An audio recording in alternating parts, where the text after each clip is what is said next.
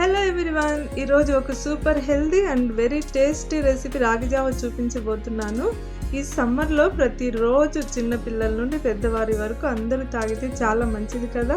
మరి ఇంకెందుకు ఆలస్యం, మీరు ట్రై చేసి కామెంట్లో చెప్పండి. ముందుగా బౌల్లో ఒక కప్పు రాగిపిండి తీసుకొని 1.5 కప్పు నీళ్ళను పోసి ఉండలు లేకుండా కలిపి మూత పెట్టి 1 గంట వరకు నానబెట్టుకోవాలి. మరో బౌల్లో 3-4 స్పూన్ల సగ్గుబియ్యం తీసుకొని నీళ్ళని పోసి వీటిని కూడా నానబెట్టుకోవాలి. ఇప్పుడు మట్టి కుండ లేదా మీ దగ్గర ఉన్న బౌల్లో సుమారు 3 గ్లాసులు నీళ్ళను పోసి మరిగిన తర్వాత నానబెట్టిన సగ్గుబియ్యం వేసుకొని 10 నిమిషాల వరకు బాగా ఉడకనివ్వాలి. ఇప్పుడు నానబెట్టిన రాగిపిండిని ఇందులో వేసుకొని కలుపుకుంటూ మీడియం ఫ్లేమ్లో బాగా ఉడికించుకోవాలి.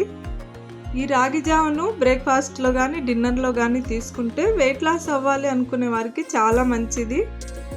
ఉడికించుకున్న జావను బాగా చల్లారనివ్వాలి.